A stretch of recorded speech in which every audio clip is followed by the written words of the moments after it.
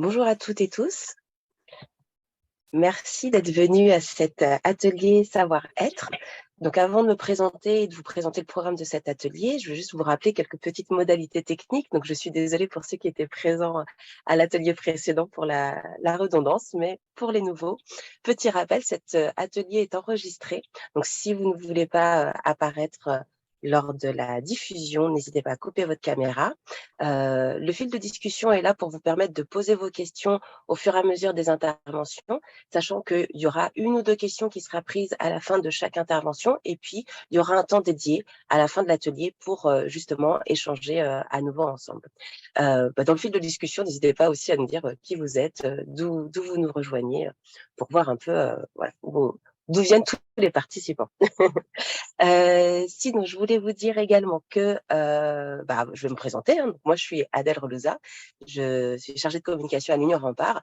Et pour cet atelier, donc, je suis l'animatrice de cet atelier. Et je suis accompagnée évidemment de Philippe et Louise qui seront là pour me seconder et pour faire défiler les slides.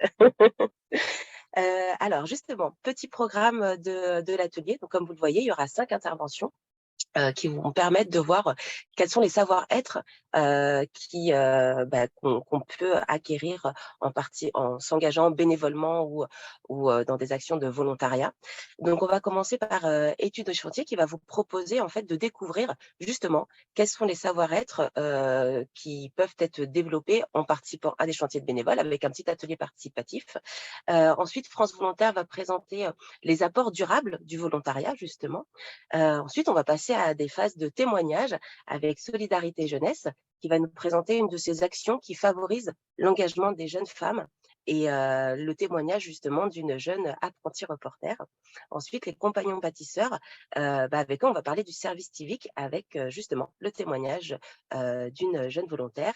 Et enfin, l'Union Rempart terminera avec la présentation de son action patrimoine et lien social qui est destinée aux jeunes de 16 à 25 ans et qui leur permettent de s'inscrire dans un projet professionnel. Donc, merci à tous d'être venus et on va commencer avec études et chantiers. Donc, mesdames, je vous laisse vous présenter. Bonjour à tous, merci d'être présents à cet petit atelier. Donc, comme Adèle l'a dit, nous, on est l'association nationale études et chantiers. Je suis Jeanne Delille, je suis coordinatrice volontariat en délégation Île-de-France, mais je suis également avec la délégation Auvergne-Rhône-Alpes, donc Blandine qui est... je te laisse un petit mot. Du coup, Blandine Boss, comme l'a dit Jeanne, sur la délégation Auvergne-Rhône-Alpes, accompagnée. Moi, c'est Emma et je suis en service civique à Cassura, dans la délégation Auvergne-Rhône-Alpes. Donc, l'idée, c'est de vous présenter un petit peu études et chantiers et ensuite, on aura un atelier participatif, comme Adèle l'a dit, autour des compétences et la valorisation du savoir-être lors de ces expériences de volontariat.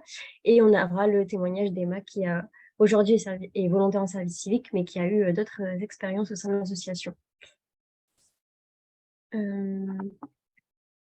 Merci. Donc, l'association nationale études et chantiers, c'est 5 délégations, dont 3 délégations, on va dire, actives sur la partie volontariat, puisqu'on a d'autres délégations qui sont plus actives sur la partie insertion. Donc, on a la délégation études et chantiers Île-de-France, la délégation Auvergne-Rhône-Alpes dont on vient de parler, mais on a également une délégation en région Grand Est qui participe à ce mouvement et qui porte beaucoup de projets de volontariat. On a également études et chantiers en Corse et études et chantiers en Occitanie, mais pour l'instant, ils sont un petit peu en pause. L'idée du mouvement national études et chantiers, donc c'est une éducation populaire, un petit peu comme toutes les associations que vous allez retrouver ici, qui existent depuis les années 60. Et on développe principalement des projets de chantiers internationaux bénévoles. Donc, c'est des séjours de 2 semaines pendant lesquels des volontaires... après, c'est des choses que vous avez vues sur le premier atelier, j'imagine, mais pour ceux qui ne sont pas là, je fais un léger récap. C'est des chantiers de 2 semaines où des jeunes français et internationaux se rejoignent pour participer à un projet d'intérêt collectif sur des thématiques hyper variées. Ça peut être autant sur la restauration du patrimoine, secteur dans lequel Rempart est particulièrement spécialisé d'ailleurs, que sur des projets plus socio-culturels, participation à des festivals de musique, participation à l'aménagement et à l'espace vert. On a vraiment pour tous les goûts. Et en parallèle de ces projets de chantiers internationaux bénévoles, on organise également des chantiers corps européens de solidarité. Donc, ce qui permet à des jeunes qui sont un peu plus éloignés de la mobilité de profiter de ces programmes où il n'y a aucun frais à avancer. Pour porter et présenter tous ces chantiers, on utilise un site internet. Notre plateforme, c'est l'Aventure Utile. Et donc, à partir de cet espace numérique, vous pouvez retrouver tous les chantiers proposés. Ça, c'est le 13 mars, tous les chantiers sortiront. C'est une date qui est un petit peu commune à toutes nos associations. Donc, à partir du 13 mars, vous pourrez retrouver tous nos chantiers sur nos différents sites internet. Voilà. Donc, n'hésitez pas à aller voir. Et puis, je vais laisser Blandine enchaîner sur qu'est-ce que ces expériences peuvent nous apporter. Donc, sur la prochaine diapo. Super, merci. Alors là, l'idée, c'est de faire un atelier participatif pour avoir une idée un petit peu des savoir-être qui peuvent ressortir sur la participation à un chantier international de bénévoles, donc du volontariat court terme en France ou à l'étranger. Alors, pour cela, on va vous proposer l'iceberg. On s'est inspiré en fait de l'iceberg de la culture, où on a une partie immergée, comme un iceberg, enfin, la partie qu'on voit directement, et une partie un peu plus subtile, où on voit les choses en passant du temps sur un projet, etc. Donc, on s'est inspiré de ça et on l'a refait à notre manière pour faire l'iceberg des savoir-être sur les chantiers internationaux de bénévoles. Donc, on va vous partager un lien dans la discussion. Vous pouvez aller... il était déjà partagé. Merci, Loïs. Donc, vous pouvez cliquer sur ce lien et vous allez voir apparaître un iceberg vierge avec des mots sur le côté. Ces mots, ça va être différents savoir-être qui peuvent être liés à une participation sur un chantier international de bénévoles. Et l'idée, c'est de le placer sur la partie soit sortante de l'iceberg, sur quelque chose, mais c'est un savoir-être qu'on sait qu'en allant sur un chantier, c'est quelque chose de très palpable, de très visible. On va acquérir un peu ce savoir-être. Et la partie sous l'eau de l'iceberg, où... Et oui, Louise, tu peux partager l'écran. Merci. Et donc, une partie où, en fait, c'est en étant sur le chantier où on va voir plus subtilement qu'on peut effectivement développer ses savoir-être. Donc, je vous propose à toutes et à tous de choisir un mot qui vous va, un savoir-être, de le glisser sur la partie où vous pensez que c'est quelque chose voilà, de plutôt visible ou un peu moins visible. Vous pouvez également créer sur le côté, en dessous de la petite flèche, vous avez des post-it. Vous pouvez également créer votre propre savoir-être si vous pensez qu'il y a d'autres choses. On n'a pas fait de manière exhaustive. Donc voilà, on vous laisse un petit peu travailler sur ça et après... on en choisira quelques-uns et la personne qui aura mis ce mot-là nous expliquera pourquoi elle aura mis du côté des savoir-être visibles qu'on peut acquérir sur un chantier. Sachez qu'il n'y a pas de bonne ou de mauvaise réponse. C'est vraiment c'est comme l'iceberg de la culture. Chaque groupe créera son propre iceberg des savoir-être. Et juste l'intérêt, voilà, c'est d'expliquer un petit peu pourquoi on l'a mis plutôt sur la partie visible que sur la partie moins visible. Hop, donc, il nous en manque un. Ah, super. Un bel iceberg coloré des savoir-être.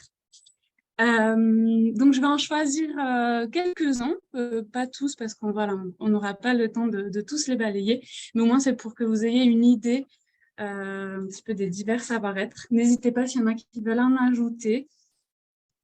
Et donc, pour commencer, est-ce que la personne qui a mis le post-it s'engager peut nous expliquer pourquoi elle a mis ici ?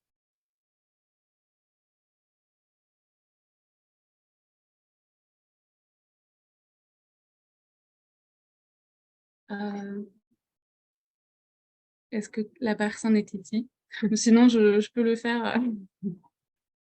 Oui, on va faire, ça sera peut-être plus rapide et plus résumé et synthétique.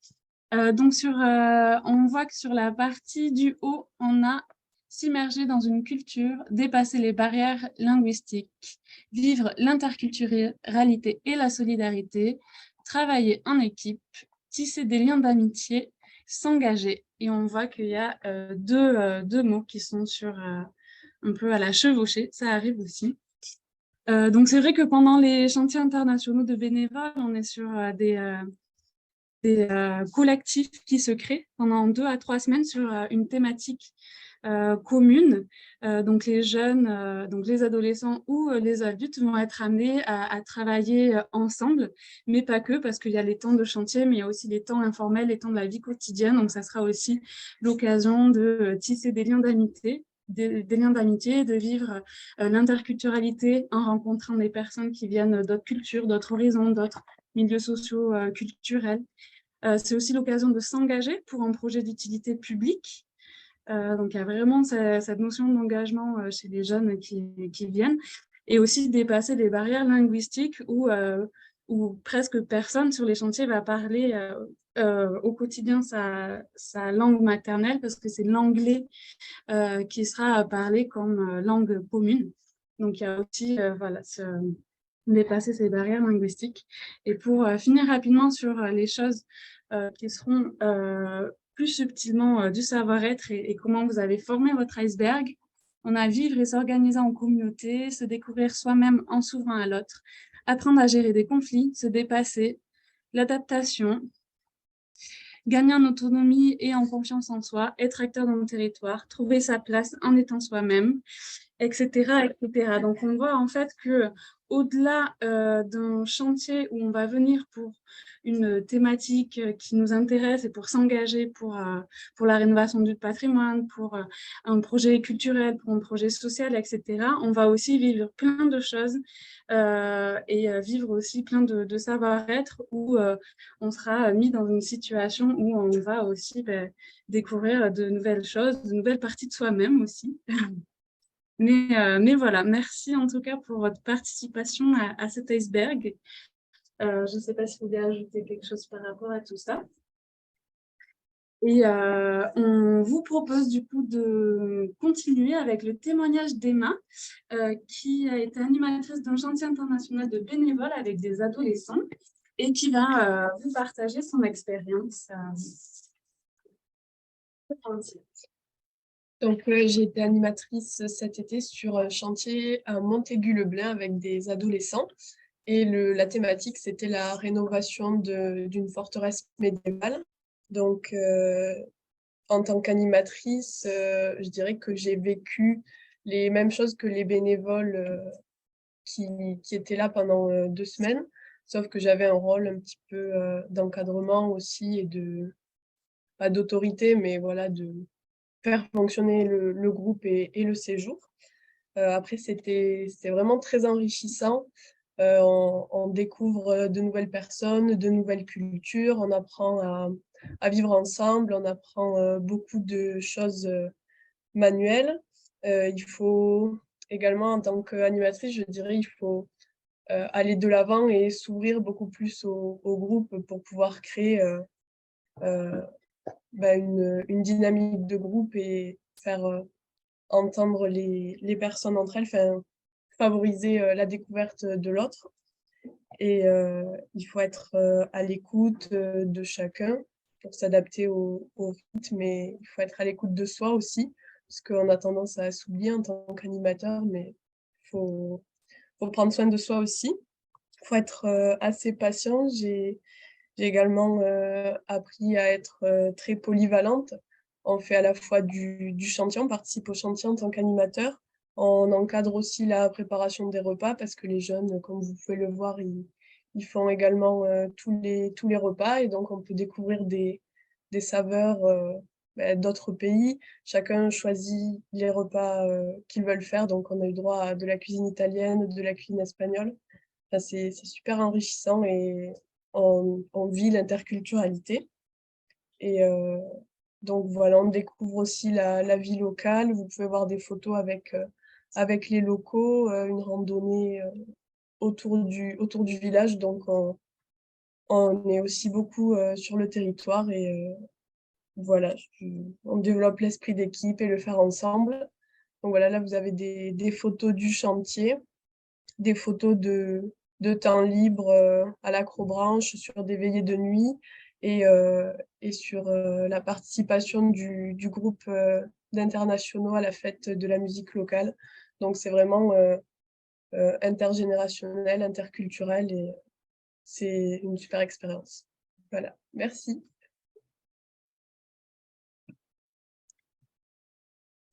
On redonne du coup la parole à Adèle. Mais merci pour votre écoute et si jamais vous avez des questions, n'hésitez pas.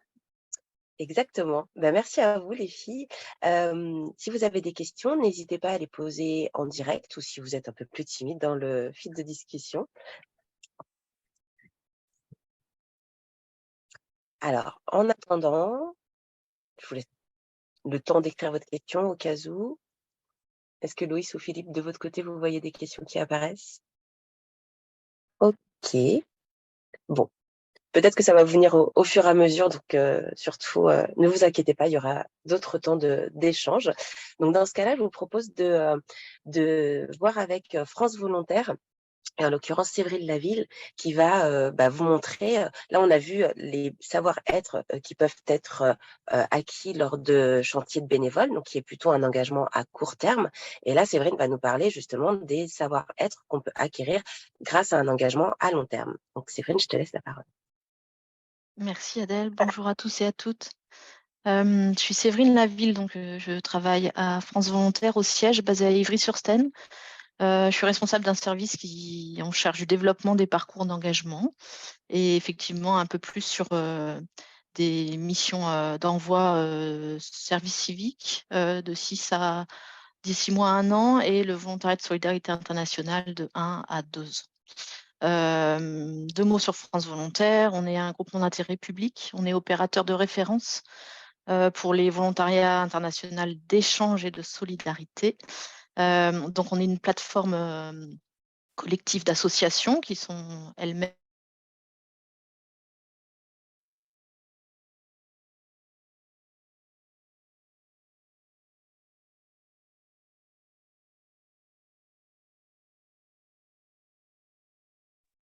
Alors, je ne sais pas si c'est moi, mais je n'entends plus Séverine. Vous non plus, vous n'entendez plus Séverine? Non. Non, non plus. Bon, très bien. Alors, est-ce que Séverine, est-ce que tu peux nous faire signe? Peut-être que tu as été déconnectée, je ne sais pas. Les joies de la technique.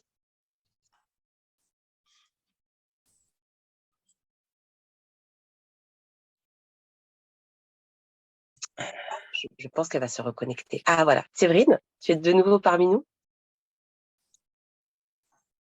Je te vois, mais je ne t'entends pas. Je vous ai perdu. Voilà. Je pense que c'est le passage au plus. Alors, vous m'avez quitté à la définition, essayer une définition des savoir-être pour compléter les savoirs et les savoir-faire. Donc, les savoirs, c'est plutôt, on est d'accord, des connaissances académiques, on va dire, des connaissances théoriques. Les savoir-faire, on pourrait parler d'expériences, des compétences pratiques, techniques, qui vient avec l'expérience professionnelle, etc. Et alors, pour les savoir-faire, les savoir-être, on est plutôt dans une définition qui est liée à des valeurs, mais aussi à des traits de caractère et à des qualités, voilà, qui reflètent la manière dont on se comporte dans un groupe, dans une collectivité, dans un environnement professionnel. Donc, le marché du travail et les recruteurs, notamment, on développe tout un vocable et plutôt des anglicismes de soft skills, des compétences douces, on voit même apparaître le life skills, donc du savoir-vivre derrière tout ça, et du talent skills maintenant, ou la capacité sociale avec les social skills. Enfin, tout ça, ce sont des compétences difficilement mesurables, mais qui reposent sur une intelligence relationnelle et émotionnelle, et la capacité à interagir notamment avec les autres dans le milieu du travail. Donc l'attitude, les comportements, et appréhender l'individu pas que sur ses compétences techniques, mais dans son intégralité, dans sa personnalité. Donc, on a déjà, avec les exemples, les témoignages d'études et chantiers, on a déjà mis les mots là-dessus, mais c'est la capacité à vivre et travailler avec d'autres personnes, la capacité d'agir dans un environnement qui, dans ce cas-là, va être un environnement interculturel, intergénérationnel, la capacité de respecter des règles de vie en collectivité, et puis les motivations personnelles quand on est désireux de s'engager pour le bien commun, pour l'intérêt général, pour le collectif, c'est ce sens civique, le sens du valeur, le sens de l'utilité, le sens, voilà, la capacité à agir et à être utile. Donc, on voit bien qu'en fait, les personnes désireuses d'engagement, elles font déjà preuve de cette motivation et de ces compétences émotionnelles dans leur motivation personnelle. Effectivement, quand on parle de service civique et d'une expérience de 6 à 12 mois ou de volontariat de solidarité internationale, d'une expérience de 1 à 2 ans à l'étranger, parfois dans des pays sécuritaires tendus ou complètement en dehors de nos repères, pendant une grande période d'expatriation, ou parfois pendant une période, une première expérience à l'international, ou même une première expérience en dehors de ses repères et du foyer et de ses amis. On voit à quel point cette expérience va être sur le long terme formatrice et constructive pour l'individu, quoi. Elle va être constructive dans la sphère professionnelle, dans la sphère citoyenne, la capacité d'agir, et évidemment dans la sphère personnelle. Donc, on va développer des savoirs et des aptitudes. Donc, on l'a dit, l'autonomie, l'esprit d'initiative, la capacité à gérer son stress, la capacité à se prendre en main et à être autonome, l'auto-apprentissage, la mobilité géographique dans des pays qui sont très différents de ce qu'on peut vivre, la capacité à prendre du recul, à analyser des situations complexes, l'humilité, la posture d'humilité, de vouloir apprendre. C'est vraiment quelque chose qu'ont en commun les personnes qui vont vivre cette expérience-là.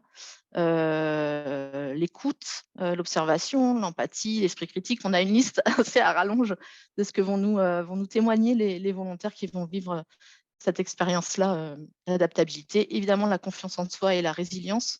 Et puis voilà, une liste autour de toutes ces savoir-être qui vont être développés. Donc nous, on a en fait, dans un parcours d'engagement, on a classiquement ce qu'on repère comme potentiel de savoir-être sur une personne qui fait acte de candidature et qui est en désir d'engagement, donc avant la mission. Et puis on va avoir des savoir-être qui vont se développer avec l'expérience, avec le vécu de l'expérience, donc pendant une période plus ou moins longue, pendant la mission.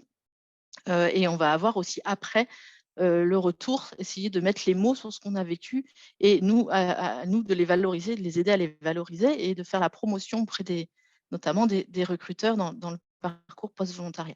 Donc, si on parle de l'avant, au moment où on sélectionne les candidats, les motivations réelles complémentaires à un parcours professionnel, à gagner en expérience professionnelle, c'est vraiment ce qui fait la différence pour les personnes qui sont en position de recrutement, sélection.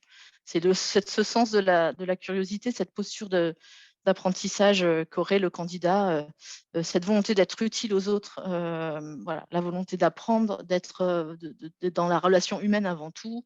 C'est vraiment ce qui fait la différence entre des compétences égales. Et on ne recrute pas sur CV, que sur CV, on recrute avant tout sur cette motivation. Donc, c'est pouvoir détecter ça dans un premier entretien ou un premier dossier de candidature. Et puis aussi détecter les potentiels, donc ça, c'est pas évident. Mais comment cette personne va pouvoir se développer, et développer ses capacités, développer ses qualités qu'elle aurait déjà, mais confrontée à une situation d'expatriation et d'interculturalité. Donc, c'est l'enjeu du recrutement, de la sélection, des entretiens, et c'est l'enjeu aussi dont on en a parlé en première partie, c'est l'enjeu de la formation avant départ, qui confirme en fait pour les deux parties, hein, pour la personne qui souhaite s'engager et pour la personne qui représente l'organisme d'envoi signataire du contrat d'engagement du jeune ou des moins jeunes, mais c'est on amène cette personne à s'interroger vraiment sur ce qu'il peut vivre, on les met en situation de cas pratiques. On leur dit aussi que c'est vraiment une expérience formative et on va apprendre beaucoup sur soi et qu'on peut apprendre parfois dans la difficulté, mais c'est avant tout une expérience humaine et expérience personnelle, voilà, en plus des résultats attendus et de l'impact de nos missions pour les bénéficiaires. Donc des bonnes pratiques, des étapes importantes avant la mission. Pendant la mission, l'enjeu, c'est de confirmer et de conscientiser et d'aider la personne à conscientiser ses savoir-être, parce qu'elles ne sont pas mesurables, hein, on l'a dit, hein, c'est plutôt difficile de se dire comment on a évolué par rapport à nos qualités, à notre comportement. Donc, c'est l'enjeu, le rôle des tuteurs et des tutrices ou des accompagnateurs, notamment pour les services civiques. On a vraiment des entretiens formels obligatoires en début, à mi-parcours et en fin de mission, et pour accompagner le jeune dans son projet d'avenir et conscientiser les connaissances et les savoir-être ont une part importante dans l'accompagnement du jeune. Donc, par exemple, c'est relire avec lui comment il a géré la situation de stress, le choc culturel, son rapport à la hiérarchie, à l'intergénérationnel, enfin tout ce qu'on vient de dire, mettre des mots là-dessus. On a des outils pour aider les tuteurs, les tutrices et les personnes qui ont un rôle d'accompagnateur là-dedans. Il y a aussi des outils d'auto-évaluation pour le jeune. Et enfin, après le retour, la fin de mission, on a un rôle et une responsabilité pour accompagner la promotion de ces savoir-être. Comment avec un bilan personnel nominatif pour les jeunes en service civique ou un bilan de fin de mission et parfois un stage de relecture qu'on conseille vraiment, qui peut être collectif avec les volontaires qui ont connu une expérience au même moment. Voilà, on a à disposition des outils pour essayer de le transformer en situation de recherche d'emploi ou de parcours, de suite de parcours citoyen ou personnel. Voilà, c'est comment on a évolué là-dessus. Donc, on reprend ces outils de carte de compétences et de savoir-être pour vraiment mettre des mots sur notre expérience et ce qu'on a acquis. Notamment, une bonne pratique, ça peut être de mettre en relation, de faire venir des recruteurs du monde de l'entreprise, du secteur privé, de l'ESS. Et c'est gagnant-gagnant, c'est-à-dire que ces personnes en position de recrutement à l'avenir, ils vont aussi comprendre un peu mieux qu'est-ce qu'ils ont vécu, voilà, les jeunes. Et puis, on peut les mettre vraiment dans des outils de recherche d'emploi et comment mettre les mots pour un entretien, pour un CV, comment mettre ces mots-là de savoir-être qui sont peut-être plus difficilement voilà, donc on a des outils pour ça. Je pense qu'on va vous donner tout ça, soit dans le chat, soit dans les outils en partage. En tout cas, de plus en plus, c'est vrai qu'avec le marché du travail qui est en pleine mutation, les critères des recruteurs, on voit vraiment que on a un recrutement qui s'accompagne de méthodes de recrutement sur ces soft skills et sur les compétences douces, notamment avec on parle de tests de quotient émotionnel ou de jeux de rôle. Voilà. On s'aperçoit vraiment que c'est vraiment ce qui fait la différence aujourd'hui et qu'une expérience de volontariat, c'est un marqueur intéressant. Merci Séverine. Alors, est-ce que vous avez des questions pour Séverine? En tout cas, il n'y a pas une question, mais il y a un petit commentaire de John de Décalage qui dit qu'il ne trouve pas que ce sont des compétences douces, c'est plutôt des compétences sociales. Elles sont souvent mises en dessous des compétences professionnelles plus classiques et c'est bien dommage. C'est à nous de changer le discours, de ne plus hiérarchiser ces compétences, de comprendre qu'elles sont toutes interdépendantes. Les mots sont importants. Est-ce que tu veux faire un commentaire, Séverine? Et je suis tout à fait d'accord avec ça. C'est vraiment ce qui est en train de basculer. Exactement. Mais je pense aussi que c'est, en tout cas, faire prendre conscience aux jeunes que ces compétences douces sont aussi importantes que les compétences professionnelles qu'ils peuvent acquérir de par ailleurs, et aussi qu'ils sachent argumenter ça auprès d'employeurs pour qui ce serait pas forcément encore une évidence. Est-ce que d'autres personnes ont des questions peut-être à poser à Séverine? N'hésitez pas à lever la main, poser une question dans le chat.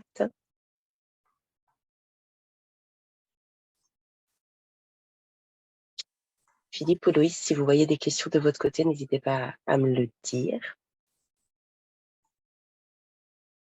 Alors, pareil, hein, on va poursuivre. Si jamais des questions vous viennent par la suite, il y aura un temps à la fin de l'atelier. Du coup, là, je vous propose de voir 3 actions concrètes, en fait. On va commencer avec Solidarité Jeunesse et son action apprenti reporter qui favorise en fait l'engagement des jeunes femmes. Donc, Shaima et Assia, je vous laisse vous présenter. C'est à vous. Alors, bonjour, je ne suis pas Shaima ni Assia.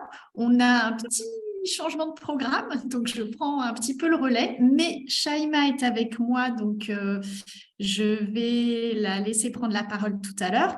Mais du coup, voilà, au pied levé, je vais me charger de faire une petite présentation de Solidarité Jeunesse. Et Assia n'a malheureusement pas pu se joindre à nous ce matin. Donc, Shaima, qui a la double casquette de volontaire en service civique avec nous actuellement, mais qui avait participé à ce projet apprenti reporter l'année passée. Donc, voilà. Donc moi, je suis Anna Gianni, déléguée nationale adjointe à Solidarité Jeunesse. Peut-être qu'on peut passer le premier slide. Je ne sais pas qui s'en charge. Voilà, merci.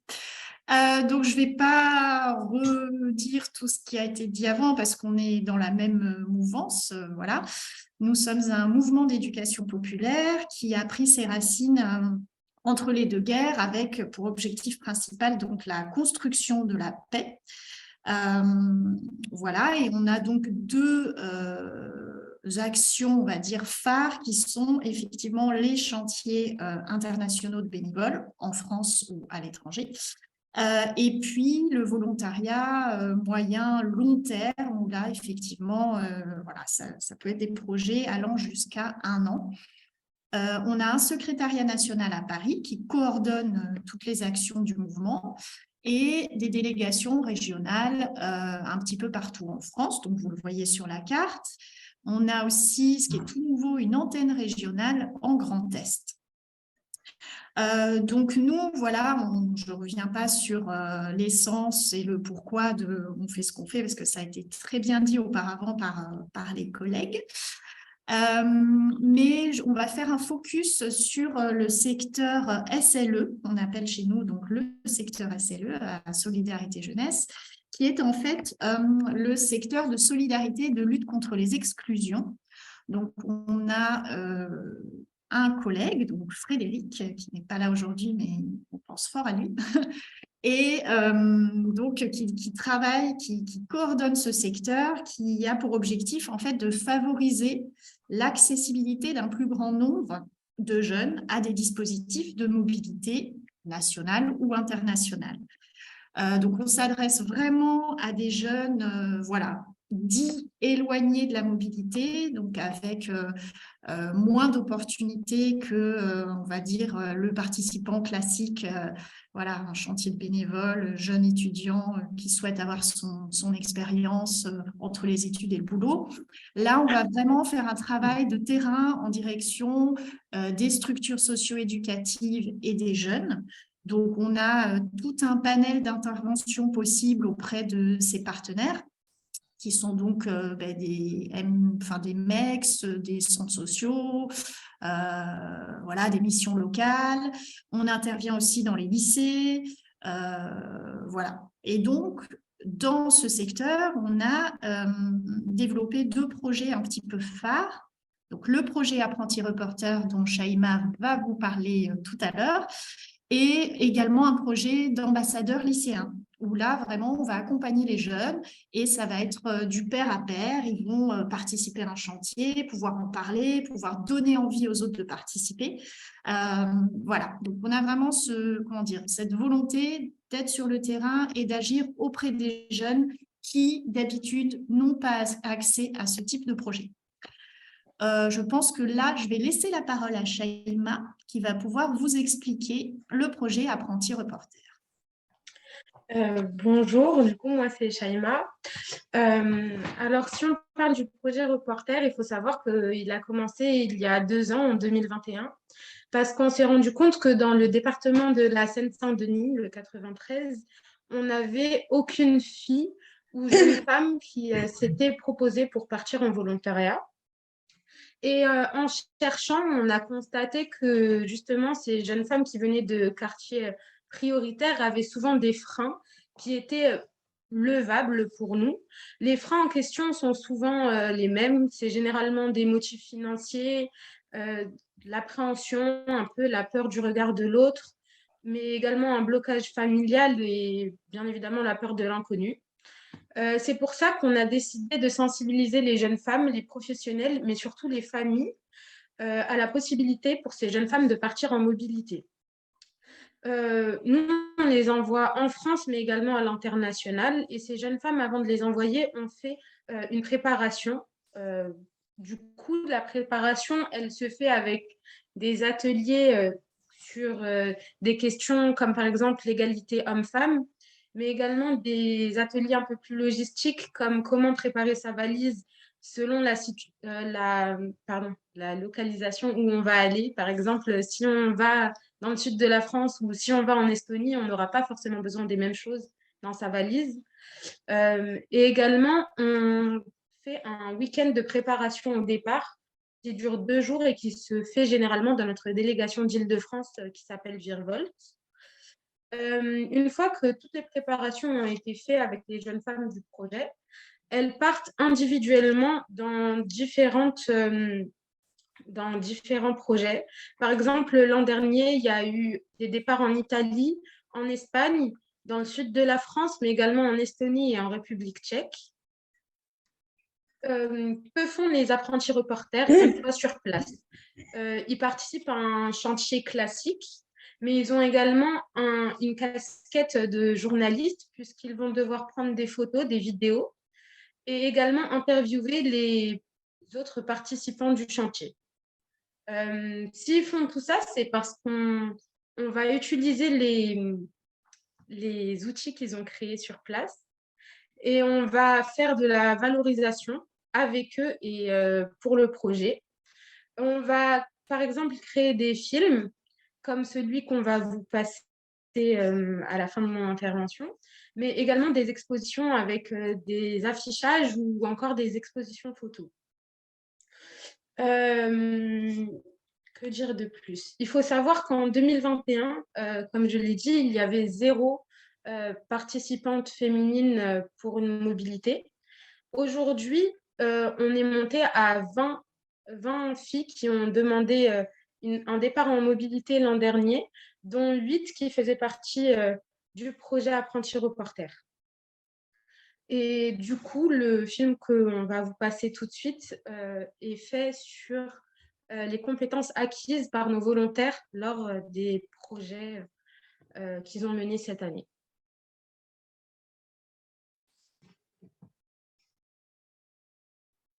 Donc je reprends la main juste un instant pour vous dire que le lien est dans la discussion de la vidéo parce que je me suis rendu compte tout à l'heure qu'il y avait des soucis de diffusion, que ce n'était pas très lisible. Donc on va plutôt vous envoyer les liens au fur et à mesure que vous puissiez les visionner sur vos moteurs de recherche directement. Donc on vous laisse quelques minutes pour regarder la vidéo. Merci.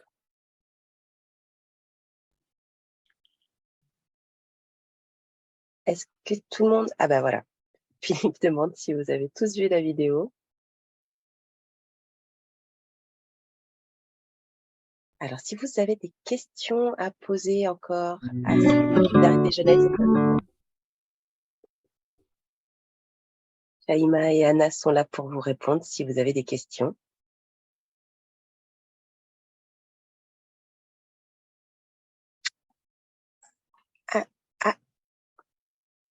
Pas de questions. Alors, je vous propose de continuer, du coup, dans le partage d'expériences.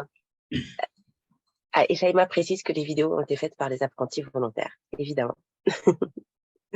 Du coup, on poursuit le partage d'expériences avec les compagnons bâtisseurs et leur mission de service civique. Donc, Mathilde et Mélodie, c'est à vous. Bonjour à tous. Est-ce que vous m'entendez bien? Oui. Super, génial. Alors, je me présente. Moi, je suis la chargée de communication des compagnons bâtisseurs Île-de-France. Et je vais vous parler de ce que nous, on propose en termes de volontariat à l'échelle du réseau national. Et puis, Mélodie est aussi avec moi. Elle est volontaire en service civique en Île-de-France. et on va parler de son expérience. Je vais rapidement présenter l'asso, on peut passer à la suite. Super. Alors, en quelques mots, l'association des Compagnons Bâtisseurs Île-de-France, elle intervient et elle appartient à un réseau national. Elle a pour but d'accompagner des personnes plutôt fragiles à la rénovation de leur logement par des chantiers de rénovation et d'autres actions parallèles. Aujourd'hui, l'association, le mouvement existe depuis plus de 60 ans en France et en Outre-mer. Et en Île-de-France, particulièrement, on retrouve 11 ateliers de quartier. Donc, en fait, ce sont des ateliers de bricolage qui sont ouverts à tous, et 4 bricobus, donc des actions itinérantes autour de Paris et dans le Val d'Oise et en Seine-Saint-Denis. On peut passer à la suite, je vais vous présenter les actions phares, en tout cas piliers de l'association. Donc, comme je l'ai dit, nous, on réalise des chantiers chez et avec les habitants qui s'appellent des chantiers d'auto-réhabilitation accompagnés. Le principe, c'est d'aider l'habitant à rénover par lui-même son logement, une pièce de son logement, en lui apportant nos compétences et des outils qu'on va venir lui prêter gratuitement. Et puis, on a aussi des interventions plus courtes, qu'on appelle des dépannages pédagogiques. Dans les ateliers de bricolage, on propose des animations d'initiation au bricolage. Le but, c'est de monter en compétence, d'apprendre les petits gestes d'entretien du logement pour pouvoir gagner en autonomie. Et puis, le but, c'est de permettre aux habitants de poursuivre des travaux par eux-mêmes suite à un chantier. Donc, on va leur prêter gratuitement des outils. On peut passer à la suite pour vous parler un petit peu du volontariat chez nous. Nous, voilà, ce qu'on propose aux jeunes aujourd'hui, c'est des missions de service civique. Et on accueille également des jeunes venus d'Europe avec des contrats européens de solidarité.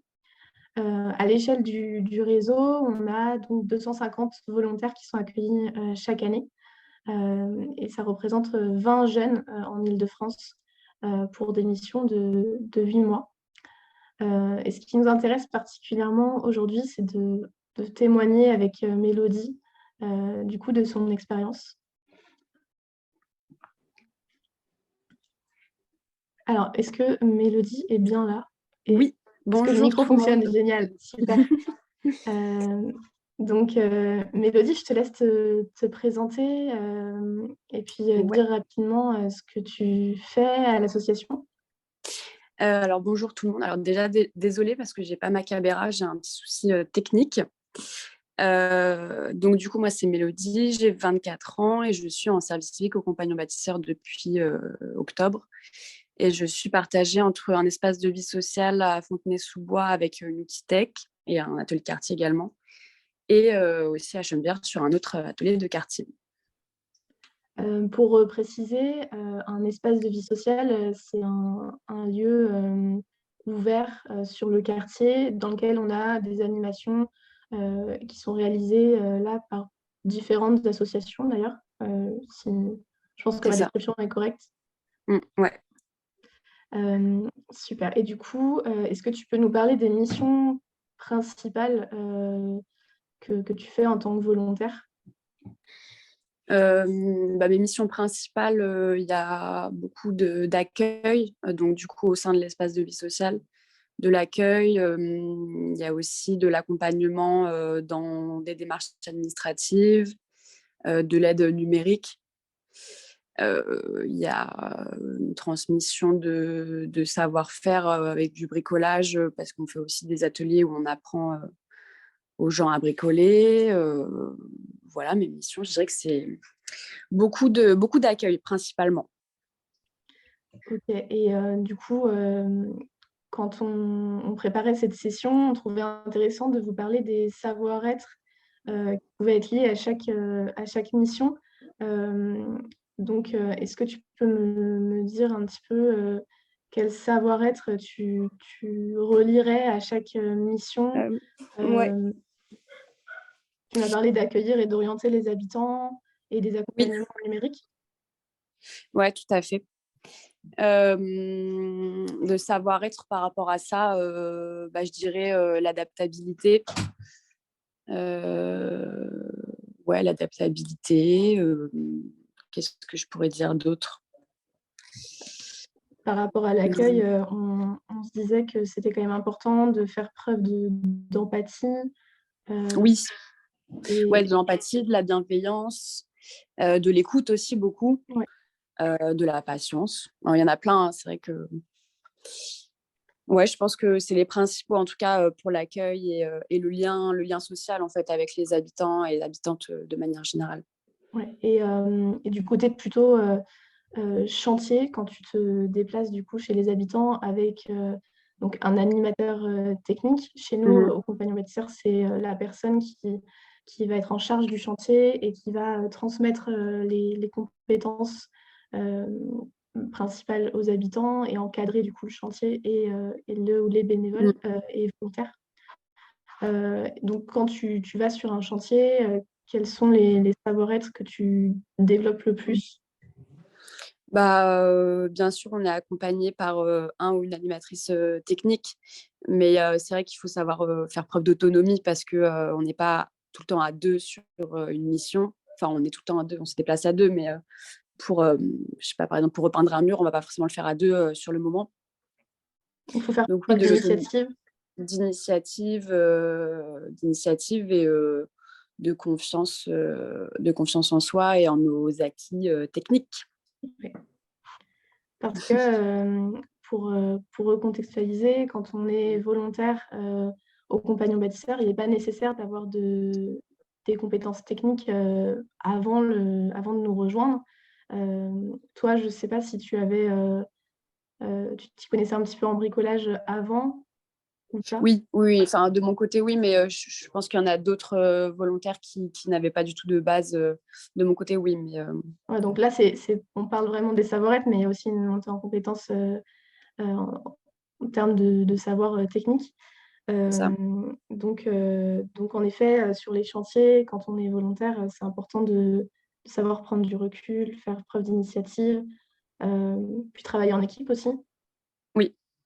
Oui, travailler en équipe avec différentes personnes, quoi. Parce que c'est vrai qu'on est avec un animateur technique ou une animatrice technique, et on est aussi avec des bénévoles ou des habitantes qui n'ont pas du tout les mêmes niveaux, en fait. Il faut savoir s'adapter, réfléchir ensemble, pousser le projet avec tout le monde. Tout le monde a sa place. Yes, merci. On peut passer à la slide suivante. J'ai une autre question. Quel est ton projet, du coup, après ton volontariat? Est-ce que tu peux nous le rappeler un petit peu? Ouais. Mon projet, je vais reprendre des études et je pense faire un CAP ébénisterie. Donc voilà, parce que de base, comme je disais, j'aime bien le bricolage et tout ça. Et c'est vrai qu'au Compagnon Bâtisseur, quand même, j'ai découvert pas mal le bois et ça m'a plu. Et donc, voilà mon projet pour la suite. Et du coup, quel savoir-être tu retiens particulièrement ou tu as pu particulièrement développer pendant ta mission et que tu vas pouvoir appliquer dans ton projet donc là, de formation et puis dans tout ton projet pro à l'avenir? Franchement, je dirais quand même l'adaptabilité, ça ressort beaucoup. Et la rigueur, la minutie, la précision quand même dans le travail.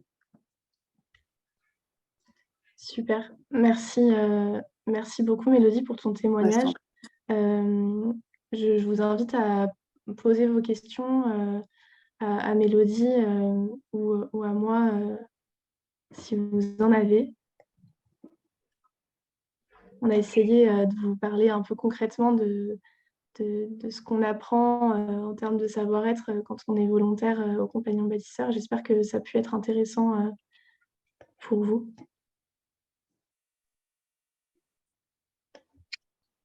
En tout cas, c'était très clair, Mathilde et Mélodie. Merci. Effectivement, s'il y a des questions, n'hésitez pas à les poser directement dans le fil de discussion sinon. Et puis, vous l'avez vu, à chaque fois, à la fin de chaque intervention, vous avez les coordonnées des intervenantes, du coup.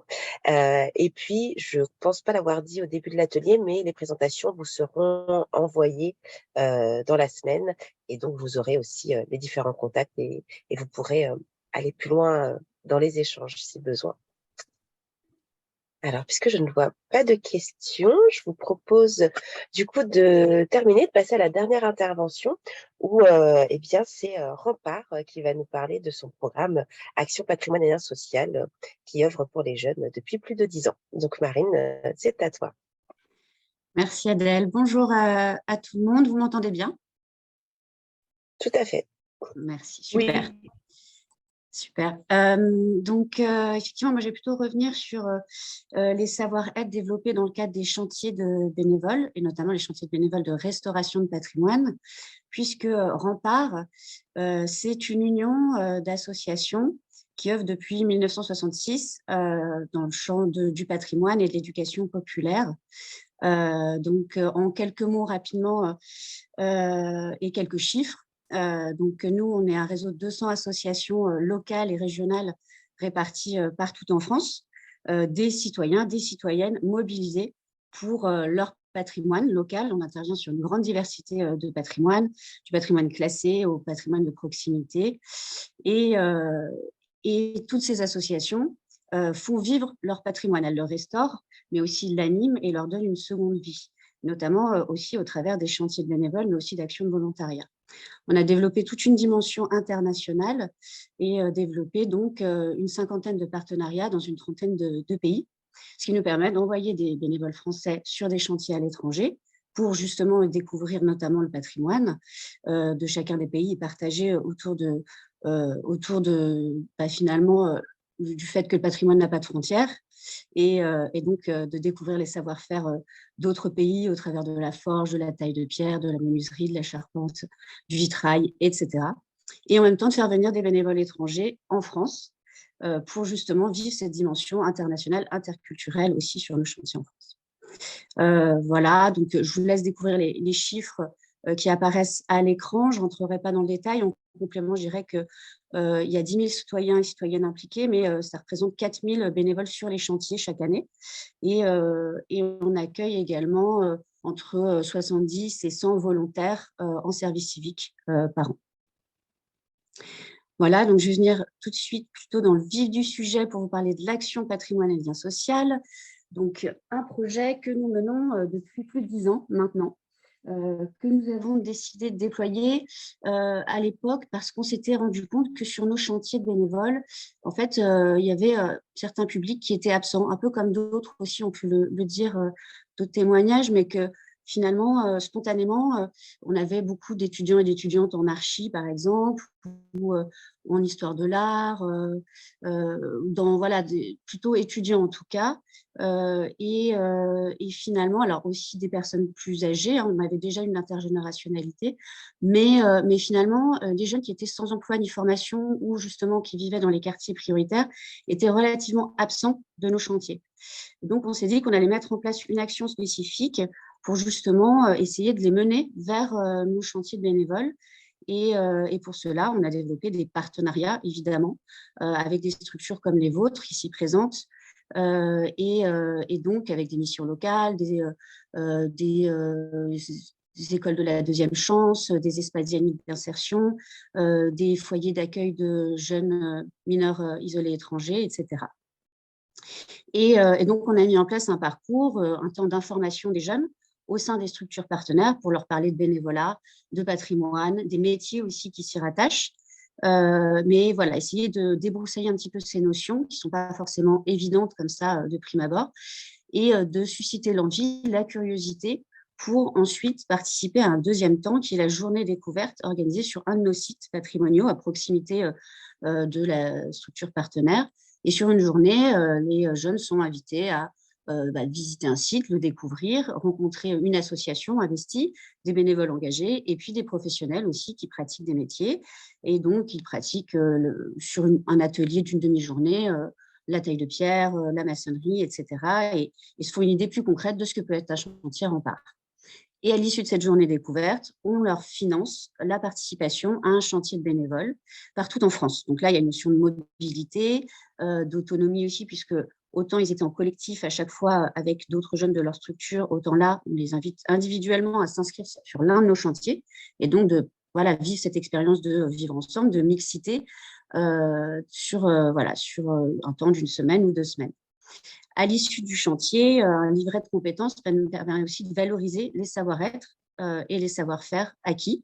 Donc, ça rejoint un petit peu tout ce qui a été dit, mais c'est un temps qui est pris en fin de chantier avec l'équipe d'animation du chantier qui permet de se poser un petit peu et prendre le temps de verbaliser, formaliser un petit peu tout ça, parce que finalement, on vit, on ressent les choses, mais si on ne prend pas le temps le recul de se dire qu'est-ce qu'on a appris au cours de ces deux semaines, comment je peux aussi le valoriser par la suite dans mon parcours, les jeunes ne le font pas spontanément. Donc, ce livret permet ça. Et pour peut-être venir compléter un peu ma présentation, alors peut-être vous dire 2-3 chiffres sur les impacts. En fait, on interroge les jeunes 6 à 8 mois après leur retour de chantier pour essayer à moyen terme de mesurer justement quels sont les impacts, notamment en termes de savoir-être qu'ils eux-mêmes identifient. On interroge aussi nos partenaires pour avoir finalement un regard complémentaire sur ces impacts-là. Mais là, ce sont les chiffres issus des témoignages des jeunes eux-mêmes qui indiquent déjà que 41% d'entre eux partaient seuls pour la première fois, que 72% d'entre eux disent avoir plus confiance en eux depuis qu'ils ont réalisé leur chantier. 59% ont une meilleure image du bénévolat. 87% d'entre eux ont rencontré des personnes différentes de celles qu'elles fréquentent habituellement. Voilà quelques chiffres parmi d'autres. Et pour peut-être compléter un peu mon témoignage, on souhaite vous diffuser une vidéo d'une partenaire qui est engagée avec nous depuis au moins 5-6 ans, qui est située en Normandie et qui va elle-même pouvoir partager en quoi finalement cette expérience de chantier fait mûrir les jeunes et donc un impact fort sur en particulier les savoir-être.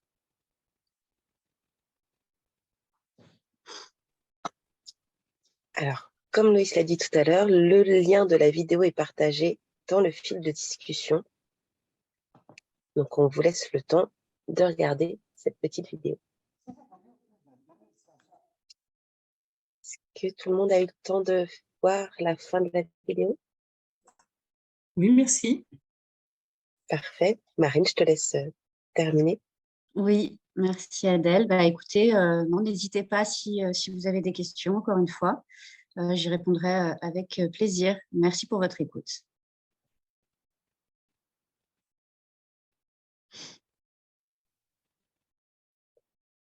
Alors, c'est le moment.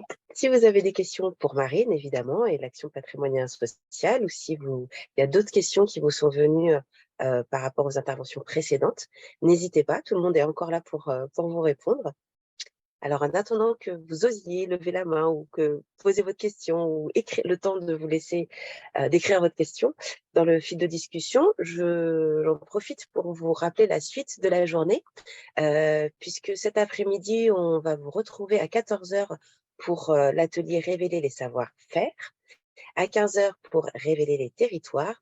Et on voulait aussi vous apporter une petite précision, puisque vous aviez dû voir passer lors de la communication de cet événement qu'il y aurait un temps d'échange en présentiel sur Paris demain. Mais la journée de mobilisation contre la réforme de la retraite nous oblige à annuler cet événement en présentiel demain et le reporter à une date ultérieure qu'on vous communiquera très prochainement. En tout cas, en attendant, vous aurez de toute façon les présentations qui vous sont faites pendant toute la journée avec les coordonnées de chacune des associations du réseau Cotravaux et les coordonnées de Cotravaux, évidemment. Donc, il ne faudra pas hésiter à rentrer en contact avec toutes ces personnes et poser vos questions par la suite si vous n'avez pas osé dans le fil de discussion.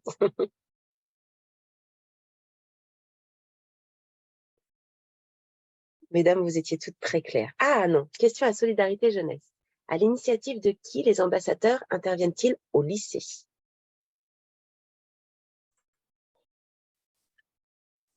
Alors, je vais tenter de vous répondre. En fait, on a des référents mobilité dans les lycées. Et donc, on s'appuie sur ces personnes qui sont en fait des profs, souvent, et porteurs vraiment enfin voilà, très engagés. Je pense à une personne qui est dans un lycée d'Île-de-France, je pense vers Puteaux, qui voilà, fait ça depuis des années, qui y croit vraiment. Et donc, ce sont des personnes référentes dans les lycées sur lesquelles on va pouvoir s'appuyer pour aller dans les classes, repérer un peu les jeunes qui pourraient voilà, s'engager avec nous et finalement être, enfin, comment dire, faire la jonction avec les autres lycéens. Et en fait, on travaille vraiment en partenariat étroit avec ces référents mobilité dans les lycées. Merci. Avec plaisir. Merci Anna. Alors, on a une autre question. Ah oui, allez-y Hélène. Oui, donc en fait, je la reformule oralement. Dans l'Ouest, il n'y a pas d'antenne de toutes les associations qui sont intervenues ce matin. Donc, je voulais savoir dans quelle mesure vous pouvez vous déplacer sur l'Ouest pour intervenir en lycée, ou est-ce que, enfin, voilà, quelle est votre zone d'intervention quelle est la zone d'intervention des ambassadeurs lycée? Je ne sais pas si j'ai été claire pour ma question. C'est-à-dire qu'il n'y a pas de... J'ai compris. Il n'y a pas d'antenne Solidarité Jeunesse dans le Grand Ouest. Malheureusement, non. On n'est pas loin, mais on n'est pas, oui, dans le Grand Ouest.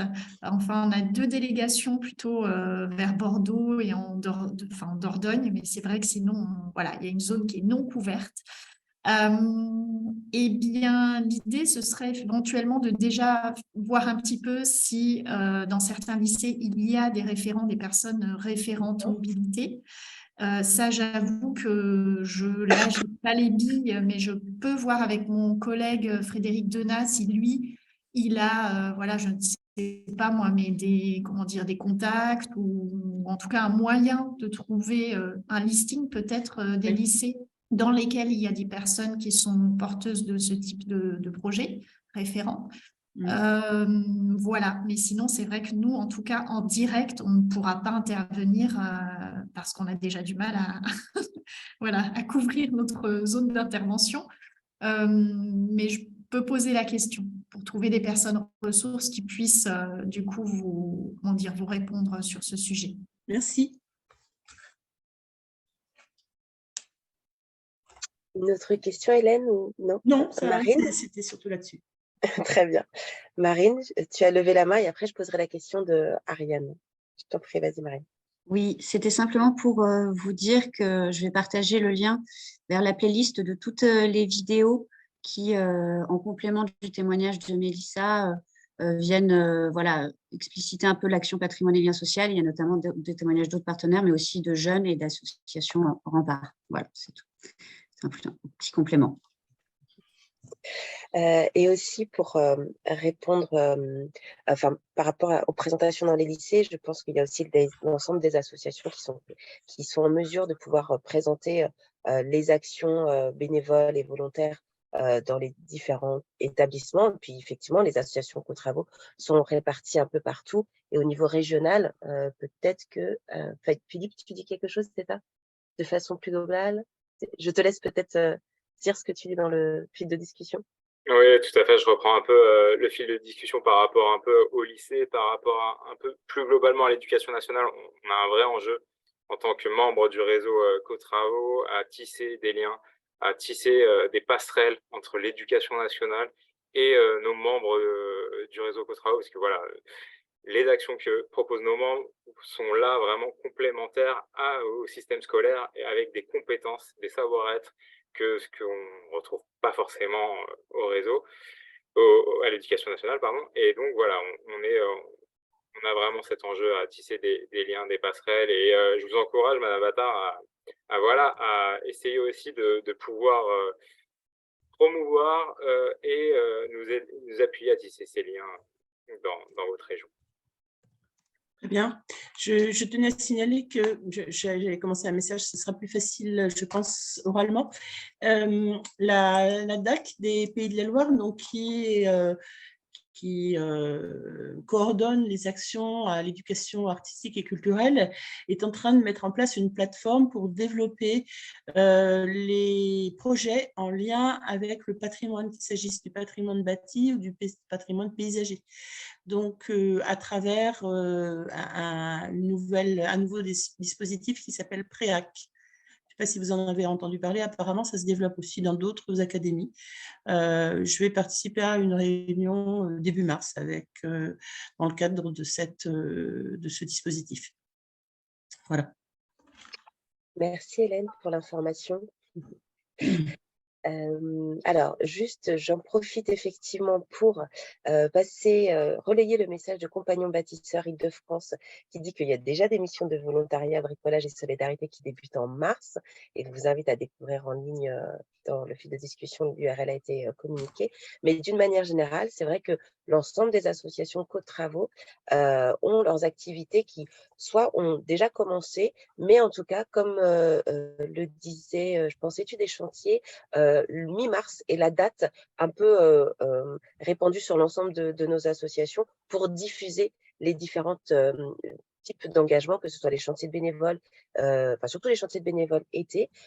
En ce qui concerne les missions de volontariat de service civique, ben ça dépend des besoins des associations, mais c'est vrai que, étant donné qu'il y a une grosse activité à l'été, il y a là des missions de volontaires qui sont diffusées. Il peut y en avoir aussi à partir de septembre pour une période automnale, hivernale, où il y aurait d'autres types de missions. Mais en tout cas, c'est vrai que si vous regardez sur l'ensemble de nos sites Internet, vous voyez les différents types de missions, ce qui me permet de répondre à la question de, je ne sais plus qui demandait si toutes les missions qui demandait si toutes les missions étaient présentes sur la plateforme France Volontaire. Alors, France Volontaire nous offre une jolie vitrine. Néanmoins, je pense que nous n'avons pas tous le temps de dupliquer nos missions qui sont sur nos propres sites Internet sur la plateforme de France Volontaire, mais vous y trouverez en tout cas une bonne partie.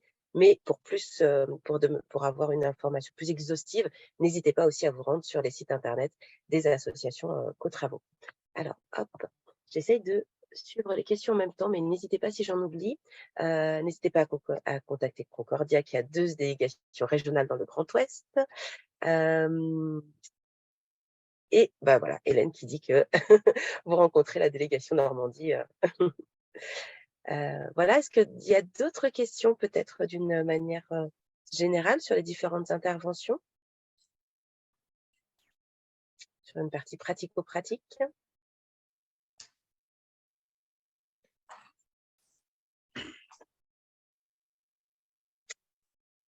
Bon, donc vous l'aurez compris, il y a différentes formes d'engagement de court terme, moyen ou long terme qui contribuent à l'épanouissement des jeunes, hein, vous l'avez vu, aussi bien personnel que professionnel, et effectivement à nous ensemble de pouvoir valoriser leur potentiel en fait et les accompagner au mieux dans leurs projets d'avenir.